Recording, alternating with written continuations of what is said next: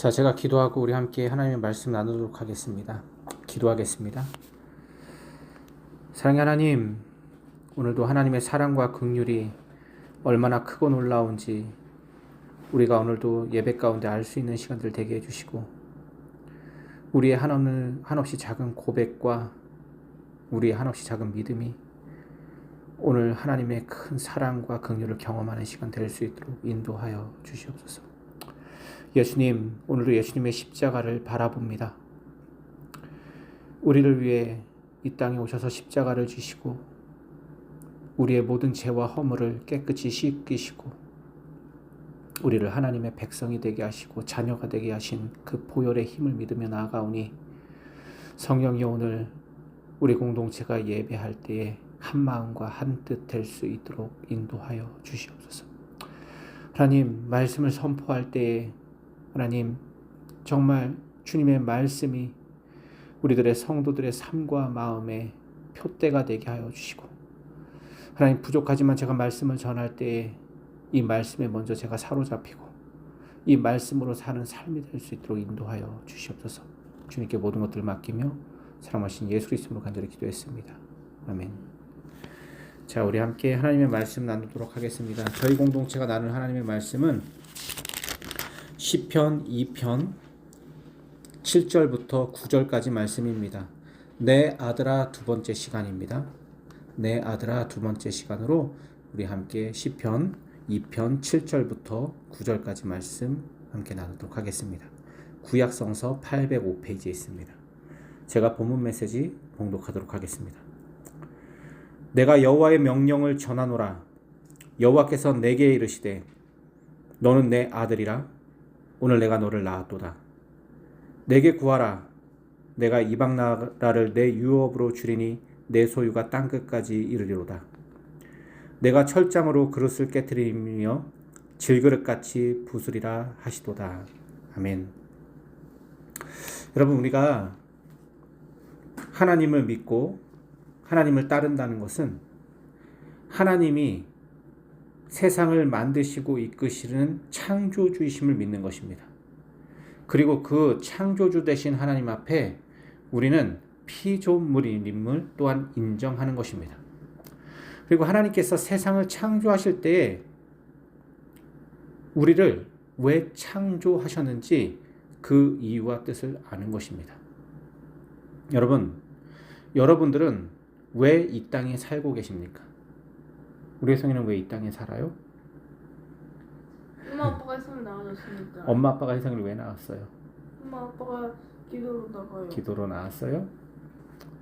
여러분, 하나님 안에서 우리가 누구인지 아는 것은 굉장히 중요합니다. 그래서 하나님 안에서 우리가 누구인지 우리 스스로 알아갈 때에 우리는 고난과 고통과 핍박 가운데 다시 돌아올 수 있는 곳이 있는 것입니다. 여러분, 제가 이번 주에 고 장진이 할머님의 추도 모임이 있어서 함께 히브리서를 함께 말씀으로 나누었습니다. 히브리서 말씀을 나누면서 우리는 본향을 찾아서라는 제목으로 함께 말씀을 나눴는데요. 여러분 삶의 고향, 여러분들이 돌아가야 될 곳은 어디입니까? 우리의 본향, 우리가 돌아갈 곳이 하나님 품이었으면 좋겠습니다. 제가 목회자가 되고 나서부터 자주 들리는 곳이 있습니다. 그것은 바로 장례식장과 화장터입니다. 여러분, 인간의 삶이 그렇게 길지 않습니다. 제가 예전에 저희 집에서 가까웠던 벽제 화장터에 방문한 적이 있습니다.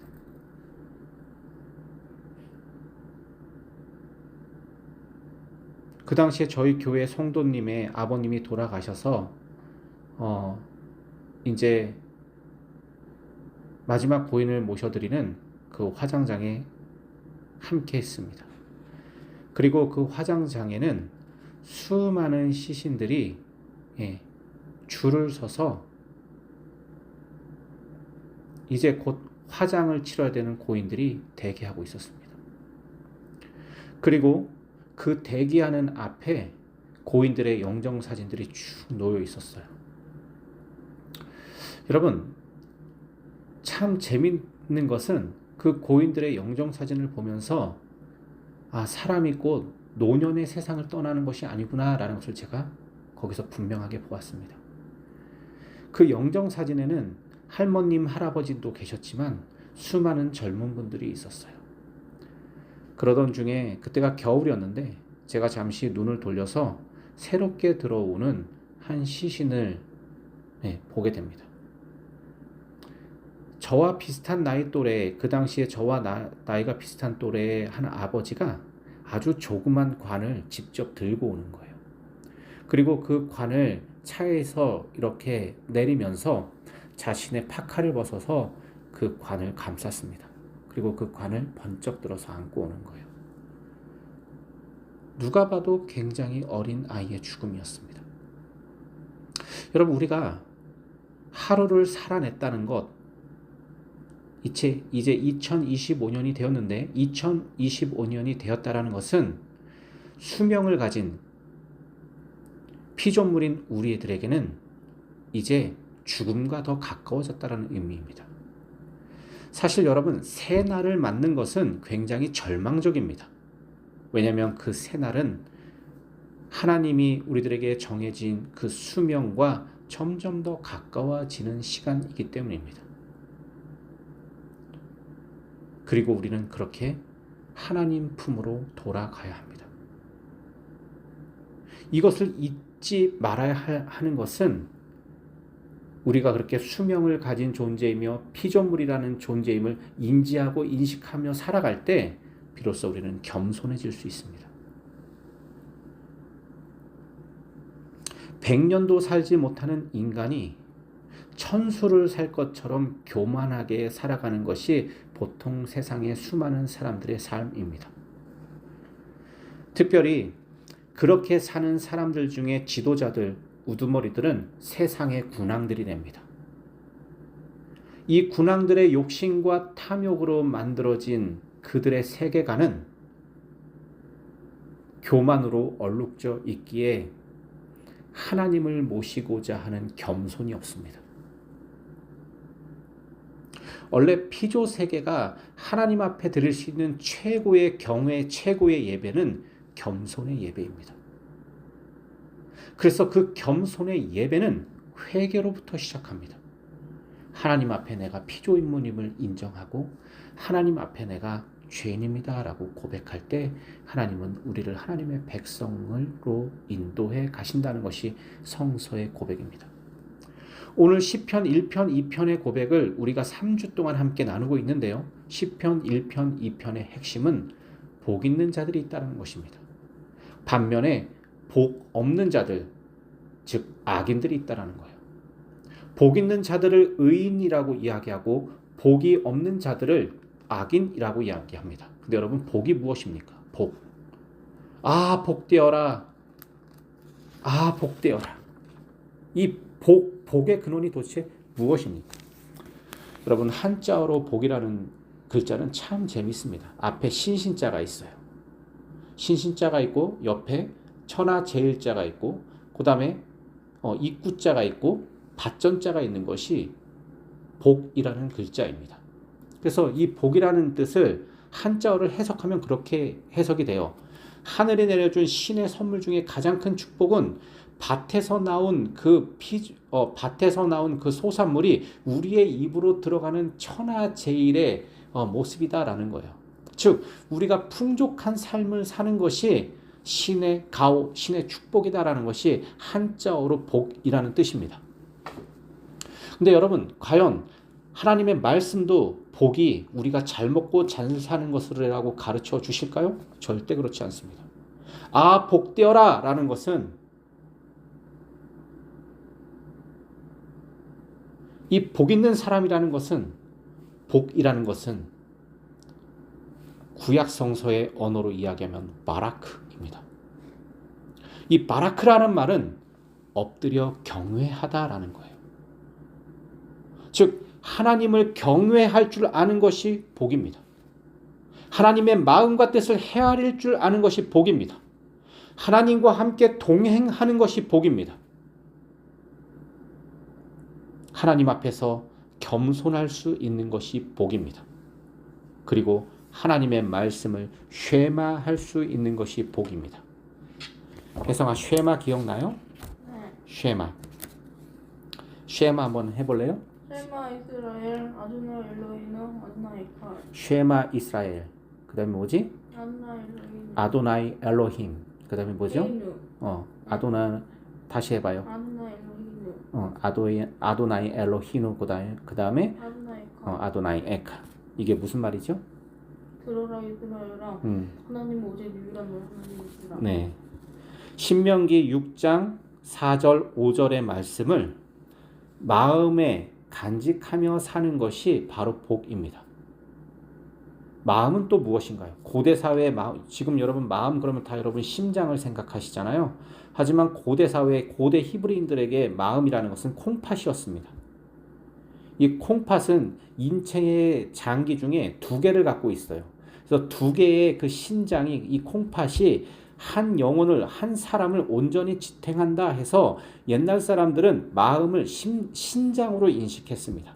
그래서 두 마음을 품지 말라라는 것이 신장이 한 영혼을 지탱하고 한 사람을 지탱하는 것처럼 이 신장이 서로 떨어져 분리돼 가지고 다른 곳에 있을 수 없다는 뜻이에요.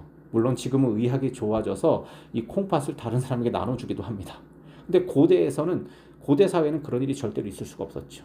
그래서 두 장기가 한 사람을 온전히 지탱하는 그것을 보고 이 콩팥을 고대인들은 마음이라고 해석했습니다. 쉐마 이스라엘, 들으라 이스라엘아, 우리 하나님은 유일한 여호와시니 너는 마음을 다하고 뜻을 다하고 힘을 다하여 내 하나님 여호와를 사랑하라. 이것이 신명기 6장 4절부터 5절 쉐마입니다. 쉐마. 그리고 이 쉐마라는 뜻은 주의를 기울이다, 집중하다라는 의미를 첫 번째 갖고 있고 두 번째는 반응하다라는 의미를 갖고 있습니다. 즉 쉐마는 주의를 기울여 하나님의 마음과 뜻을 청종하며 집중하며 하나님의 뜻을 듣는 것입니다. 그래서 이 시편에 복 있는 사람들의 특징을 분명하게 우리들에게 가르쳐 주고 있습니다. 복 있는 사람은 복된 사람들아, 복 있는 사람들이요, 그들은 악인의 꾀를 따르지 아니하며 죄인들의 길에 서지 아니하며 오만한 자들의 자리에 앉지 아니하고. 자, 근데 보십시오. 이 악인들의 꾀와 죄인들의 길과 오만한 자들의 자리에 핵심적인 특징이 있습니다. 이 악인과 죄인과 오만, 이 세 가지 형태의 가장 기본적인 특징은 하나님을 멀리한다라는 거예요. 하나님의 말씀을 청종하고 듣고 하나님과 함께하기를 거부하고 있다라는 것입니다. 그것을 바로 악, 죄, 오만이라고 우리나라 성경은 번역했어요. 그래서 복 있는 사람들은 하나님 없는 자들과 함께 거하지 않는다는 거예요. 하나님을 마음에 두기 싫어하는 사람들과 함께 거하지 않는다는 것입니다.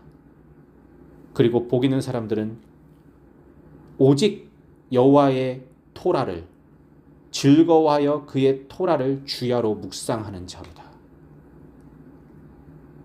여러분, 이 토라가 무엇입니까? 하나님의 마음이에요. 다시 번역하자면 이렇게 돼요. 오직 복 있는 사람은 이 여호와 하나님의 그 토라, 하나님의 마음과 뜻을 즐거워하고 그 하나님의 마음과 뜻을 주야로 묵상하는 자로다. 여러분, 하나님의 마음과 뜻이 너무 즐거워서 그것을 주야로 묵상합니까? 그 하나님의 말씀에 귀를 기울입니까? 하나님께서 무엇을 원하시는지, 무엇을 기뻐하시는지, 무엇을 바라보시고 무엇을 향하여 일을 하시는지 그것을 기뻐하십니까? 그렇다면 여러분들은 복된 사람입니다. 복되어라. 하나님의 마음과 뜻을 즐거워하며 묵상하는 사람들이요. 이렇게 되는 것입니다. 그들은 시냇가에 심은 나무가 철을 따라 열매를 맺으며 그 잎사귀가 마르지 아니함 같으니 그가 하는 일이 모든 일이 다 형통하리로다.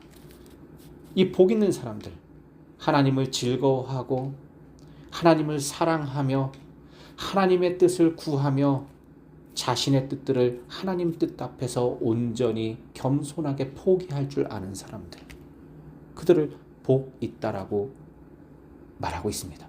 그리고 하나님은 그런 복된 사람들, 하나님 마음에 합한 사람들을 이 세상에 세우신다는 거예요. 그러나 악인은 그렇지 않습니다. 악인들은 심판을 견디지 못하게 될 것입니다. 이 악인이 무슨 살인자, 도둑놈, 무슨 사기친 사람들, 이런 사람들을 얘기하는 것이 아니라 하나님의 마음과 뜻을 마음에 두길 싫어하는 사람들입니다. 하나님을 경배하고 예배하는 것을 의도적으로 싫어하는 거예요. 의도적으로. 여러분, 아주 무섭지만 그런 악인들, 하나님을 마음에 두기 싫어하는 사람들은 심판을 견디지 못할 것입니다. 무릇 이 하나님은 의인들의 모든 길들을 인정하십니다. 그러니까 하나님과 합하여 사는 사람들, 한 마음과 한 뜻이 된 사람들은 그들의 삶이 의로운 거예요. 심지어 그들이 넘어지고 혼란에 빠지고 그들이 신음에 빠지고 깊은 웅덩이에 빠져도 그것은 축복입니다. 왜냐하면 그곳에 하나님 함께 하시기 때문입니다. 때론 죄를 짓고 넘어져도 그들은 다시 일어설 수 있습니다. 왜냐하면 그분들의 생각과 그분들의 삶은 하나님을 향하여 표대를 정해 놓았기 때문입니다. 그러나 악인의 길은 한마디로 결정이 납니다. 망하게 될 것입니다. 여러분, 망한다는 게 무엇일까요? 지옥으로 떨어지는 것일까요? 영원히 하나님과 교제하고 교통하지 못하고 살아가는 것입니다. 혜성아, 영원히 아빠와 함께 하지 못하면 어떨 것 같아? 싫어, 무서워, 아프고. 혜성이는 아빠 하면 뭐가 생각나요? 우리 아빠. 아빠랑 있으면 행복해요? 안 행복해요? 행복해요. 왜 행복해요? 혜성이는 아빠랑 있으면? 아빠랑 있으면 행복해요? 혜연이는 아빠랑 있으면 행복해요? 왜 행복해요? 우리 혜연이는? 혜연이 아빠니까 행복해요? 여러분, 그러나 하나님을 마음에 두기 싫어하는 이 악인들도 나라를 만들고 그들도 이 세상의 주관자가 되어 살아갑니다. 그리고 그들은 헛된 경영을 하게 됩니다. 하나님을 마음에 두기 싫어하는 사람들의 모임과 해중에는 하나님의 마음과 뜻이 전해질 수가 없습니다. 욕심과 탐욕과 시기와 질투와 미움과 다툼과 원망과 원통함들이 가득합니다.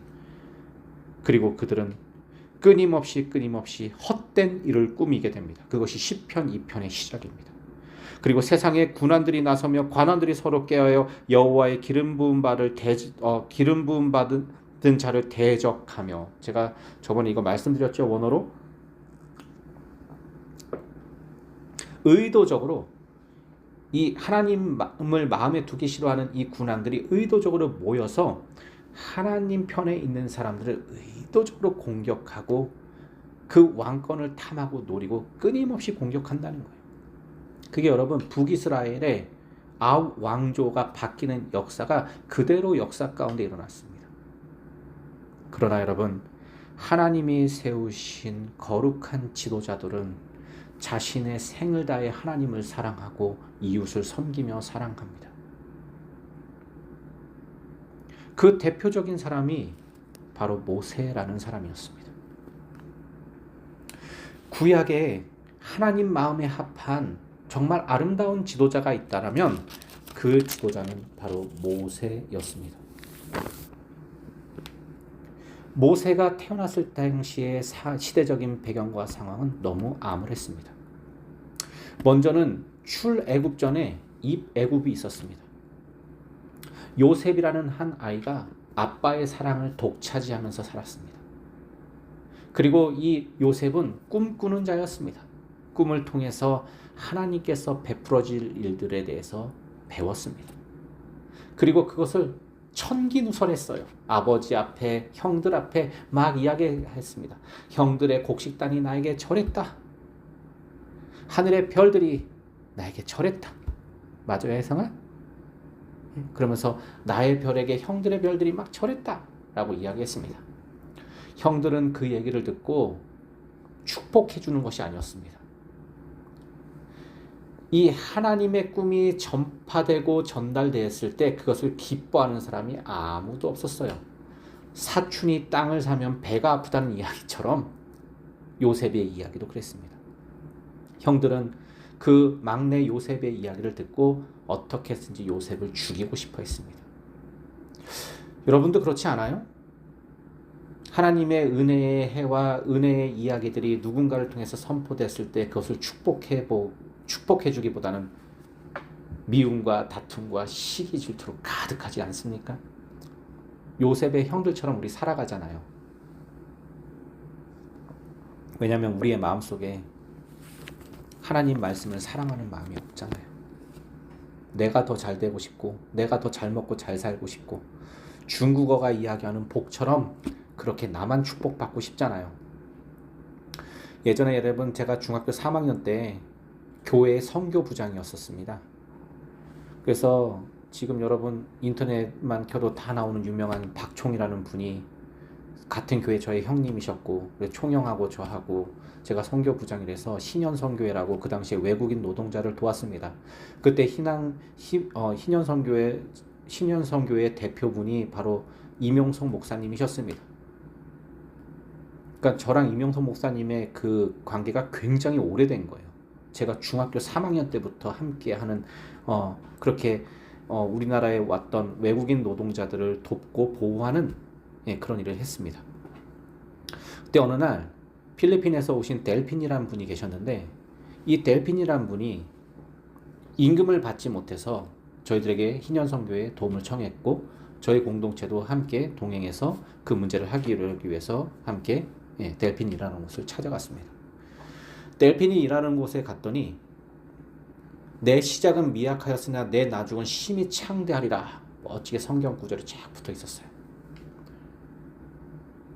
그곳을 운영하시는 분은 장로님이셨습니다. 그리고 이 장로님은 외국인 노동자들의 임금을 최하로 주면서 때로는 그것을 주지 않았습니다. 그리고 이제 비자 만료쯤 돼가지고 이 분들이 고국으로 돌아갈 때 밀린 임금을 주지 않아서 불법 체류자가 되게 합니다. 그리고 신고를 오히려 해버려요. 그래서 불법 체류자인 이들은 봉급을 받을 수가 없었습니다. 그때 저희 교회가 최선을 다해서 그것들을 도와줬어요. 그랬더니 델핀이란 분이 본인의 고국으로 돌아가기 전에 저희 교회에 오셔서 한국에서의 마지막 예배를 함께 드렸습니다. 그 기억이 제가 생생해요. 중학교 3학년 때 기억인데. 그러면서 그분이 이런 고백을 했어요. 제가 비록 여기 한국 땅에 와서 많은 시련과 고통과 어려움을 겪었지만 이 교회 공동체를 만나서 너무 행복했습니다. 여러분들이야말로 정말 하나님을 닮은 사람들입니다. 여러분들이야말로 정말 예수님을 닮은 사람들입니다. 그래서 제가 마음에 큰 위로를 받고 갑니다. 똑같이 하나님 믿어요. 어떤 사람은 임금을 착취하고 세상의 군왕들처럼 하나님의 이름을 가지고 와서 자기의 욕심과 탐욕을 이루는 데 사용하고 하나님 보시기에 악한 일만 하다가 그렇게 세상을 살아갑니다. 그리고 자기의 간판에는 하나님의 말씀을 잔뜩 적어놨어요.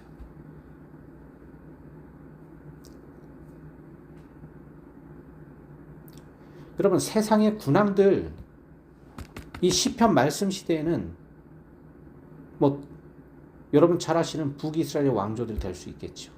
남유다의 왕조기가 될 수 있어요. 근데 여러분 이 왕조들이 지금 우리의 현실에도 존재합니다. 그들이 누구냐? 하나님을 마음에 두기 싫어하는 저와 여러분들의 모습입니다. 하나님의 말씀을 전혀 묵상하지 않는 저와 여러분들의 모습일 수 있다는 것입니다. 그래서 우리는 모세를 통해서 무엇인가를 좀 배워보려고 합니다. 그렇게 요셉이 형들에 의해서 이제 죽음에 직면하게 됩니다. 형들이 모여서 저 요셉을 죽여버리죠. 저 조그만 인간, 저 막내 자식이 우리의 모든 유업을, 아버지의 유업을 뺏어가려고 한다. 그냥 죽여버리죠. 그때 몇몇의 형이 말리죠. 안 돼. 죽이지는 말자. 차라리 죽을 거면 우리 어떻게든지 좀 살려놓고 차라리 그냥 종으로 팔아버리자. 그때 마침 이 이집트를 향해서 가고 있었던 노예 상인들에 의해 이 요셉이 발견되게 되고 형들은 그 요셉을 노예 상인에게 팔아버립니다. 그러면 이 사건을 잘 보세요. 하나님의 나라와 뜻과 의가 이루어질 수 있는 상황입니까? 전혀 그럴 수 없는 상황입니다. 그죠? 그리고 그 어린 요셉은 먼 이집트로 팔려가게 됩니다. 그리고 이집트에 팔려가는 그 순간부터 요셉은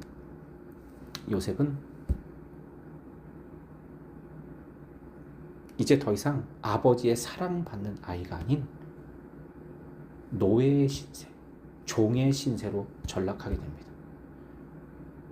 그래서 보디발의 집에서 여러분 그렇게 종으로 살잖아요. 거기서도 최대한 순전하고 하나님을 마음에 두고 하나님의 뜻을 지키려고 노력합니다. 근데 그럴 때마다 이 세상의 군주들, 세상의 군왕들, 세상의 방법들은 요셉을 떠밀어서 지옥으로 내모읍니다.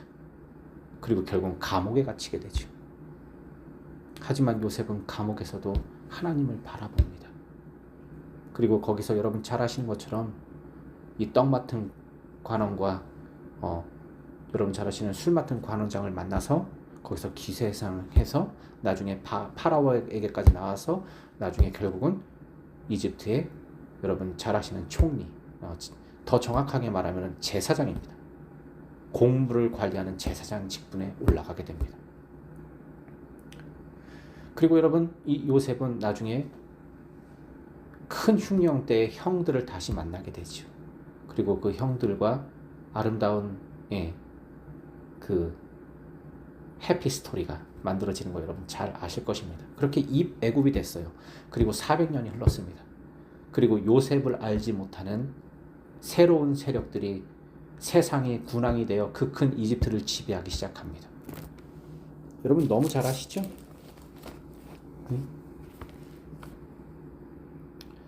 고대 애굽 사람들은 자기의 나라를 케메트라고 불렀습니다. 이는 검은 땅이라는 뜻으로 해마다 가을이면 나일강 기슭에 검은 토양이 쌓인다고 해서 붙여진 이름입니다. 강이 보통 7월에 범람하기 시작해서 9월이면 가라앉는데 이때 쌓인 비옥한 흙 덕분에 애굽은 번창했고 그 위대한 문명지가 될 수 있었습니다. 창세기에 따르면 야곱의 12아들 가운데 하나였던 요셉이 애굽의 노예로 팔려갔습니다.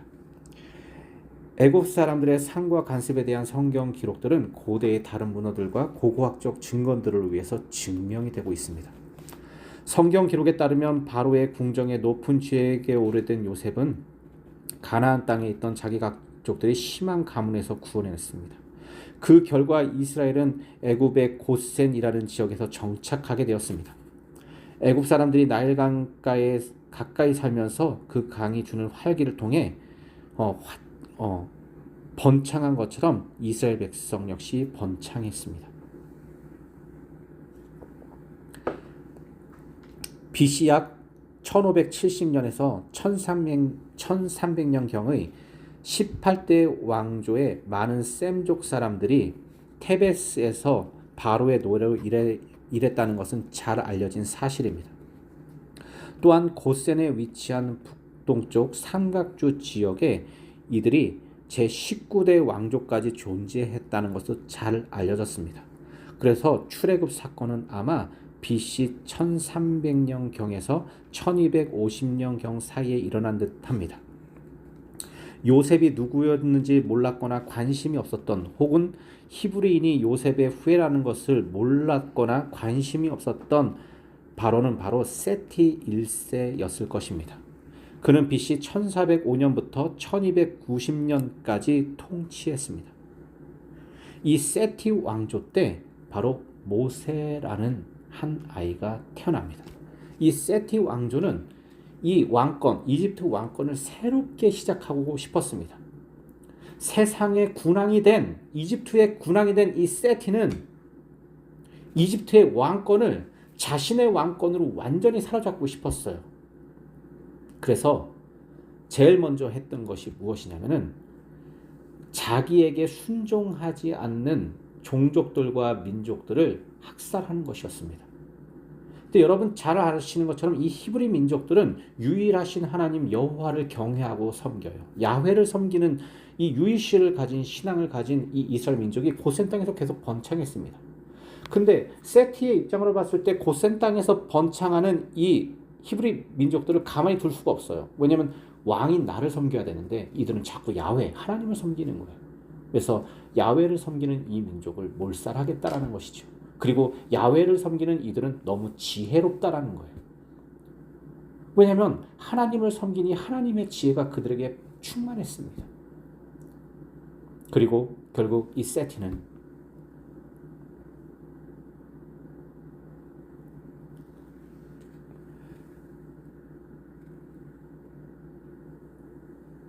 명령을 하는데 그것은 히브리 민족의 아이들, 특히 남자아이들 태어나면 다 죽이라는 것입니다. 근데 히브리 민족의 아이들이 태어날 때 그 세티의 명령보다 이 세상의 군왕의 명령보다 하나님을 더 두려워하는 산파들이 있었어요. 왕의 명령보다 하나님의 명을, 하나님의 이야기를, 하나님의 말씀을 더 생명처럼 여기는 이름 모를 산파들이 아이들을 다 살려내는 것입니다. 그러니까 세티가 화가 났어요. 화가 났습니다. 그래서 이 세티 왕조는 이제 새로운 명령을 이 이집트 자기가 지배하는 이 이집트라는 곳에서 새로운 명령을 내리게 되는데 그 명령은 아이들이 태어나면 다 나일 강가에 버려버리라는 것입니다. 나일 강에 버리라는 거예요. 그때 모세라는 한 아이가 태어납니다. 여러분 제가 요게벳의 노래라는 찬양을 오늘 다 보내드렸습니다. 네, 모세 이야기죠. 한 아이가 태어납니다. 어머니가 이 아이를 도저히 버릴 수가 없어서 품고 지냅니다. 근데 이 아이가 조금씩 자라가면서 목소리도 우렁차지고 커지면서 울음소리가 산의 울음소리가 점점 커지기 시작해요. 그래서 할 수 없이 어느 날 이 어머니도 모세를 나일 강가에 버릴 수밖에 없는 처지가 됩니다. 근데 이 어머니가 할 수 있는 것은 작은 파피루스 상자를 하나 만드는 거예요. 이 파피루스 상자를 우리나라 성경은 갈대 상자라고 번역했습니다. 얼마나 눈물을 흘리면서 이 어머니는 자신의 아기를 위한 갈대 상자를 하나하나 한 땀 한 땀 만들었을까요? 혹시나 갈대 상자가 이 파피루스 상자가 가라앉지 않도록 역청을 칠하고 다시 한번 만들고 다시 만들고 몇 번을 시도했을 거예요. 그리고 이제 작은 갈대 상자가 만들어졌습니다. 그리고 그 아이를 올려놓고 나일 강가에 띄우면서 계속 그 자기 아이가 타고 있는 그 파피루스 상자를 바라보고 있었겠죠. 그리고 하나님 앞에 뭐라고 기도했겠습니까? 여러분이 그런 상황이라면 뭐라고 기도하겠습니까? 세상의 군왕들이 여러분들을 다 죽이려고 할 때에 이 세상의 방법들이 여러분들을 멸시천대하며 손가락질할 때에 여러분들은 어떻게 기도하시겠습니까?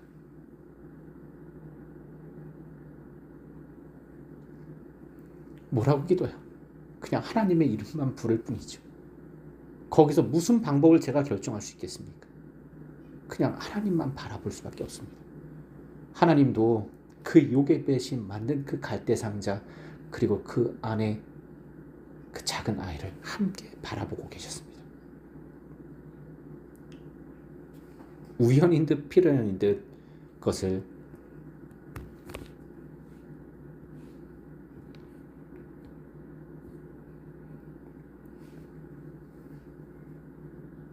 이 이집트의 공주가 보게 됩니다. 그래서 이 공주는 그것을 가지고 와서 그 갈대 상자의 안에 있는 그 한 아이가 너무 아름다워서 자신이 길러내기 시작합니다. 여러분 글쎄요, 요셉과 모세 시대가 약 거의 400년이라고 그렇게 많은 사람들이 이야기하는데, 이 400년의 역사 가운데 다 군왕들이 존재하고 군왕들의 통치를 받는 세상인 것 같습니다. 그러나 하나님이 통치하시는 것이 이 갈대 상자 안에서 분명하게 드러납니다. 그리고 갈대 상자의 그 아이는 파라오의 보호를 받고 약 40년을 그렇게 지내게 됩니다. 그리고 이 모세가 약 40세가 됐을 때 비로소 자신이 이제 히브리 민족이라는 것을 알게 돼요. 이집트 혈통이 아닌 히브리 민족이라는 것을 알게 됩니다. 그리고 이 모세는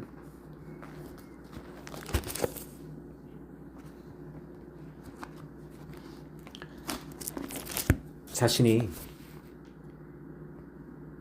이집트의 왕자라는 그 권세와 권위를 포기하고 히브리 민족으로 살아갈 것을 선언하게 됩니다. 여러분 잘 아시는 것처럼 하필 그때에 이 모세가 자신의 민족을 괴롭히는 그 이집트의 관료를 죽이게 돼요. 살인자가 됩니다. 그래서 도망치게 되죠. 그리고 또 미디안 광야에서 40년을 보냅니다. 이집트의 왕자가 살인자, 도망자가 되어서 목동이 되어서 또 40년이 되어서 80세가 되었습니다. 여러분들 이 40이라는 수는 여러분 특히 구약 시대는 완전수를 의미합니다. 광야 40년, 40일, 40년 이거 다 완전수예요. 완벽한 하나님의 계획과 뜻이 있다라는 의미입니다. 40, 40, 40. 그래서 모세의 임종이 120년이라고 하잖아요. 40년 동안 그 미디안 광야에서 완전히 하나님은 이를 이집트 왕자의 그 모습들을 완전히 제거하고 다듬으십니다. 그리고 여러분 잘 아시는 떨기나무에서 이 모세를 불러 다시 이집트로 돌려보내셔서 거기서 아론과 함께 이스라엘 백성들을 구원해 내십니다. 그리고 이 모세와 아론과 함께 나오는 수많은 족속들, 여러분 히브리 민족만 있었던 것이 아니에요. 마지막 유월절 때 하나님이 정말 하나님이심을 바라봤던 수많은 민족들이 함께 따라 나옵니다. 그게 바로 출애굽 사건입니다. 세상의 군왕 중에 가장 큰 군왕인 당시의 이집트. 그러나 하나님은 그 이집트의 왕권, 세상의 군왕이 세상을 이끌어가도록 두지 않으셨습니다. 작은 갈대 상자에 누였던 한 아이를 선택하셔서 그 모세를 통해서 하나님은 하나님의 일들을 해 오셨습니다.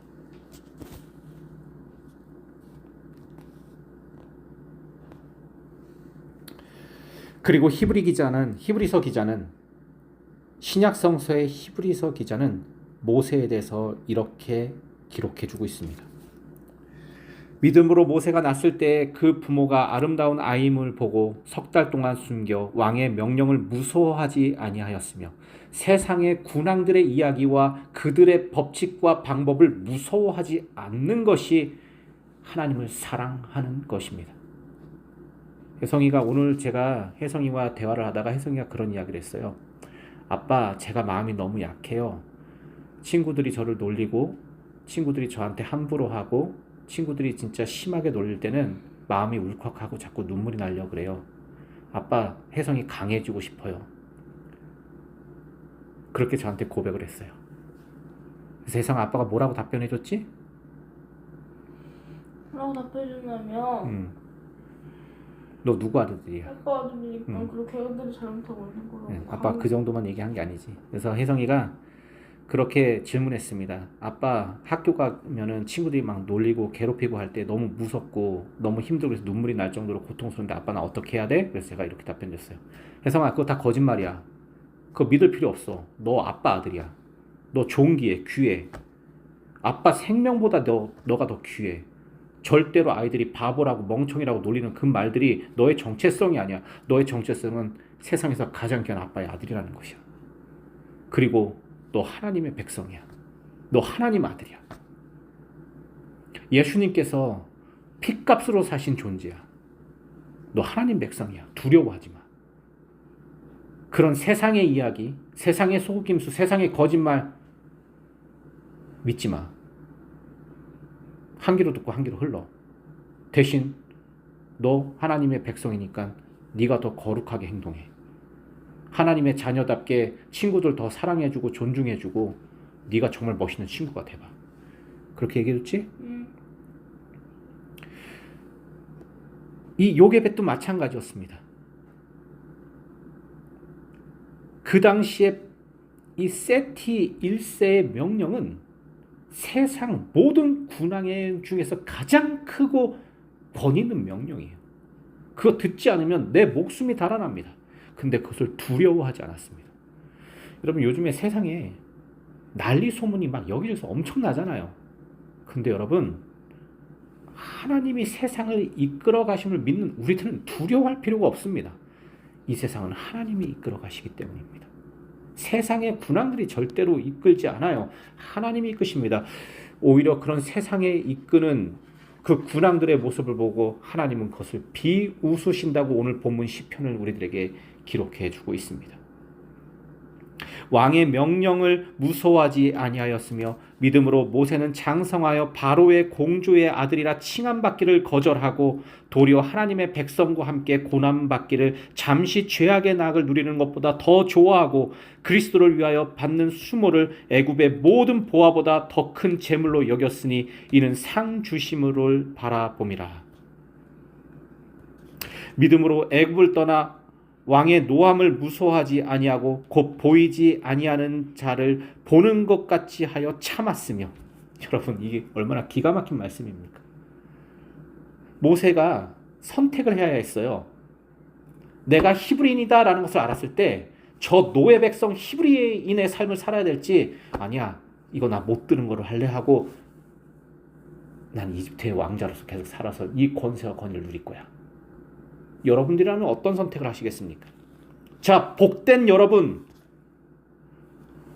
복 있는 사람들이여, 복 있는 성도들이여, 여러분들은 어떤 선택을 하시겠습니까? 사모님 어떤 선택하실래요? 어떤 선택하시겠습니까? 세상의 군왕들이 거짓과 탐욕과 욕심과 이 사치와 시기와 질투로 세우는 그것을 선택하시겠습니까? 오늘도 하나님의 거룩한 사랑과 긍휼의 삶을 선택하시겠습니까? 이것은 여러분들의 선택입니다. 선택입니다. 모세는 자기가 바로의 공주의 아들이라 칭함받기를 거절했습니다. 거절했어요. 그리고 하나님의 백성과 함께 고난받기를 선택했습니다. 그렇게 선택하는 순간 그 선택은 고통이었습니다.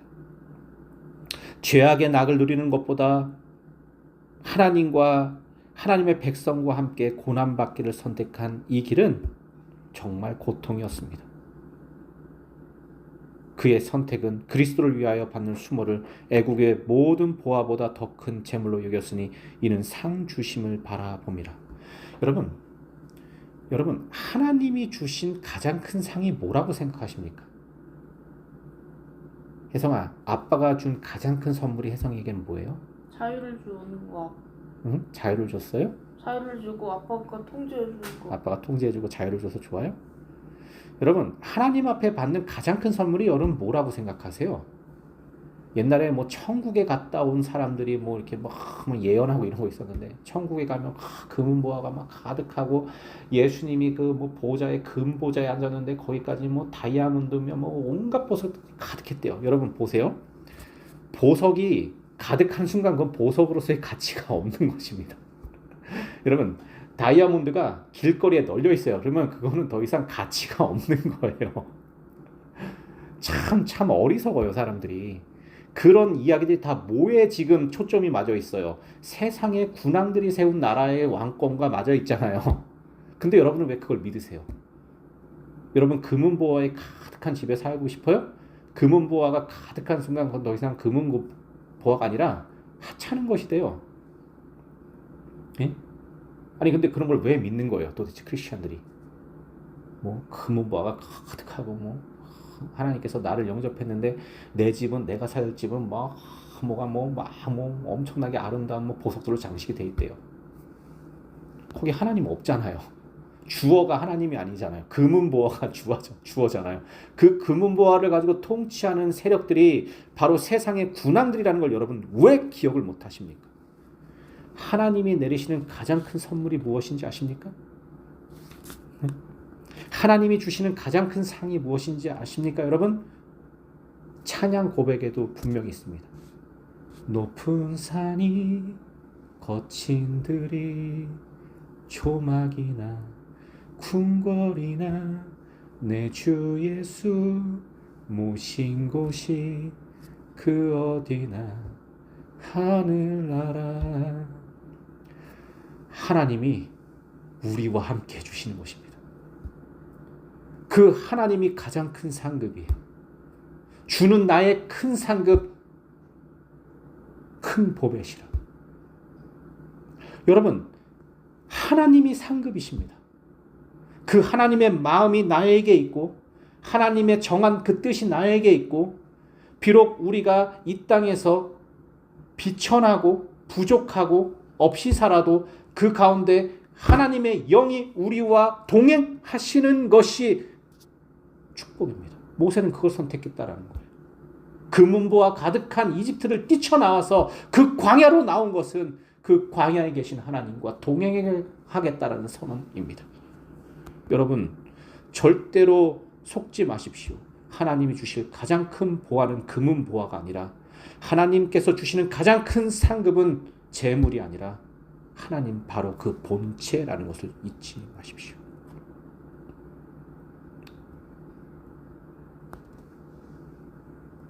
믿음으로 유월절과 피 뿌리는 예식을 정하였으니 이는 장자를 멸하는 자로 그들을 건드리지 않게 하려는 것이며 믿음으로 그들은 홍해를 육지같이 건넜으나 애굽 사람은 그것을 시험하다 다 빠져 죽었으며 믿음으로 7일 동안 여리고를 도니 성이 무너졌으니 이건 이제 여호수아 시대입니다. 자, 모세는 믿음으로 하나님을 쫓아가서 하나님과 동행했습니다. 근데 여러분 잘 아시는 것처럼 모세가 하나님 앞에 부름을 받을 때 어떻게 부름을 받았죠? 나이 80세의 떨기나무에서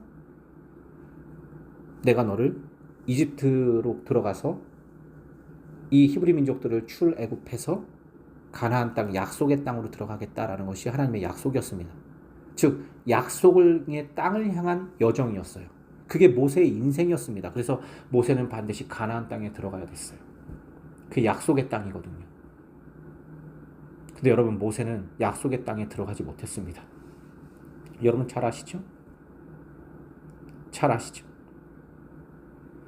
하나님께서 화창한 어느 날 비가 와서 이 요단 강물이 막 범람하고 이제 그 완전히 개인 맑은 날 모세를 불러서 산에 착 올려 세우십니다.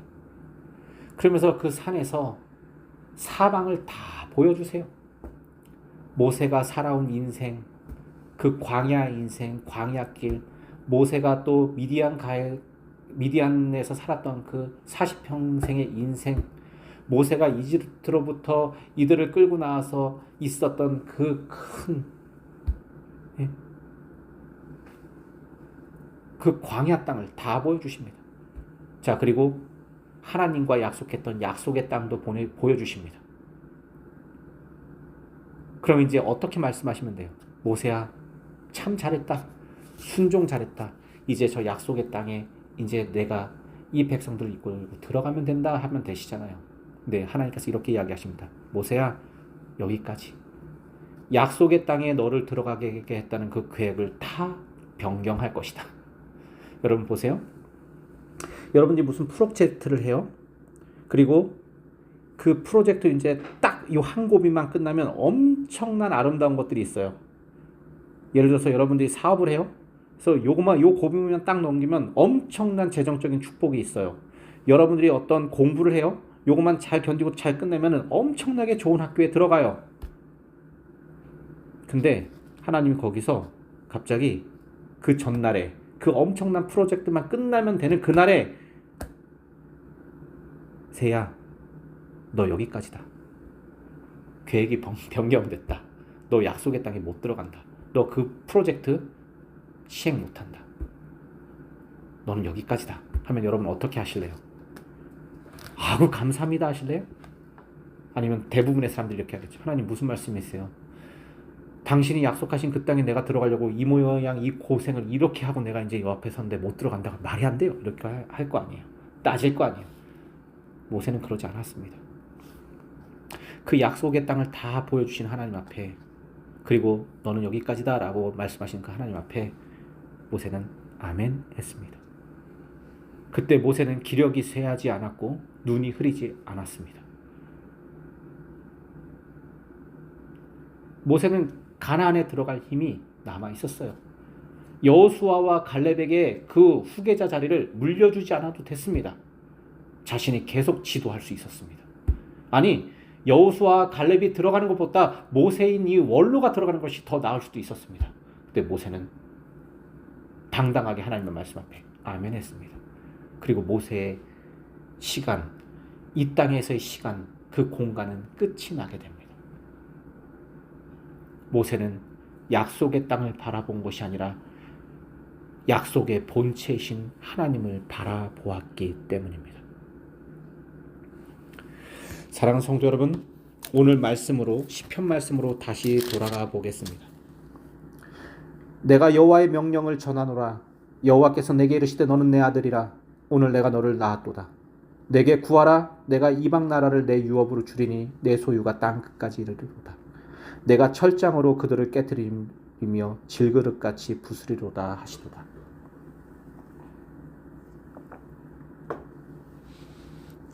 담대하게 세상의 군왕이 만들어 놓은 미움, 다툼, 시기, 질투, 하나님을 마음에 두기를 싫어하는 세상이 만들어 놓은 방법이 아닌 하나님을 진심으로 사랑하고 하나님 뜻대로 살아가는 사람들 하나님께서 지키시고 보호하십니다. 여러분 저희 교회 공동체의 표를 알고 계십니까? 저희 교회 공동체의 표는 성령을 따라 움직이는 교회입니다. 끊임없이 움직이는 교회입니다. 근데 그 움직이되 하나님의 뜻을 따라 움직입니다. 성령을 따라 움직입니다. 예수 그리스도의 거룩한 십자가의 길을 향해 움직입니다. 그리고 다음 주부터는 정말 그 길의 클라이막스인 제자도 마태복음 강해를 다시 시작할 것입니다. 근데 여러분 그 길이 정말 쉽지 않을 것입니다. 모세의 삶의 여정과 같을 것입니다. 그 광야의 여정과 같을 것입니다. 모세가 살인자 도망자가 되어서 뛰쳐나왔던 그 미디안 땅의 역사와 같을 것입니다. 이집트와 같지 않을 것입니다.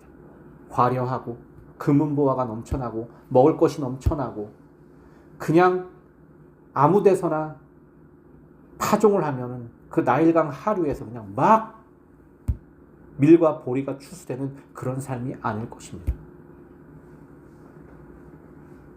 우리 공동체의 삶은 분명히 광야로 향하는 걸음이 될 것입니다. 또한 거룩한 십자가로 향하는 걸음이 될 것입니다. 그러나 우리는 그 길을 멈추지 않을 것입니다. 왜냐하면 그 길이 하나님께서 운행하시는 길이기 때문입니다. 사랑하는 성도 여러분, 말씀을 정리하고 마치도록 하겠습니다. 하나님의 아들들, 하나님의 백성들, 하나님의 형상들은 그 삶 속에 하나님의 형상이 묻어납니다.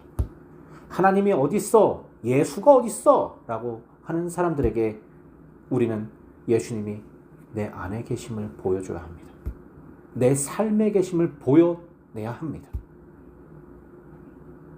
그것이 우리 공동체가 존재하는 이유입니다.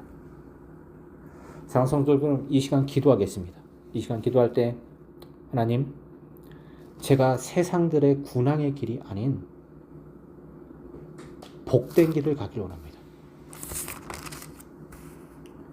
하나님을 사랑하고 하나님의 말씀을 즐거워하여 그 하나님의 말씀을 주야로 묵상하는 삶을 살고 싶습니다. 그러니 하나님, 오늘도 이집트에서 나를 구원하셔서 광야로 인도하여 주시고 이 세속에서 구속하셔서 우리를 십자가의 길 걸음으로 인도하여 주십시오. 그래서 그 십자가의 걸음을 살아갈 때 이 세상을 구원해낼 수 있는 우리들의 삶이 되게 해주십시오. 다 같이 기도하도록 하겠습니다. 기도하겠습니다. 살기신 하나님, 우리가 말씀 앞에 하나님 우리를 세워봅니다. 하나님, 솔직히 말해서 하나님의 아름다운 방법보다, 하나님의 귀하고 고귀한 방법보다 오늘로 세상의 군왕들의 방법을 더욱더 신뢰하고 쫓아가는 저희입니다. 돈이 좋고 명예가 좋고 권세가 좋은 하나님보다 이것들을 더 사랑하는 제가 여기 있습니다. 그러나 하나님, 이 시간 하실 수 있다면 이것들이 없는 광야로 저를 인도하여 주십시오. 그 광야에서 철저하게 하나님 사랑하는 법 배우게 하시고, 하나님 신뢰하고 의지하는 법 배우게 하시고, 하나님 없이 살아갈 수 없는 것 배우게 하셔서 그 배움이 삶이 돼서 다시 세상으로 우리를 인도해 주셔서 이 세상을 변화시키고 구원해낼 수 있는 거룩한 하나님의 백성들로, 하나님의 형상으로 우리를 사용하여 주십시오. 주님께 모든 것들 맡기며 사랑하신 예수 그리스도로 간절히 기도했습니다. 아멘. 우리 다 같이 예수님이 가르쳐주신 기도를 예배 마치겠습니다. 하늘에 계신 우리 아버지, 이름이 거룩히 여김을 받으시오며 나라의 마옵시며 뜻이 하늘에서 준 것 같이 땅에서 이루어지리이다. 오늘날 우리에게 영원히 하시옵소서. 우리가 우리에게 죄진 자를 사준 것 같이 우리의 죄를 사해 주옵시고 우리를 시험 주지 말게 하시며 나라와 권세 영광이 아버지께 영원히 있사옵나이다. 아멘.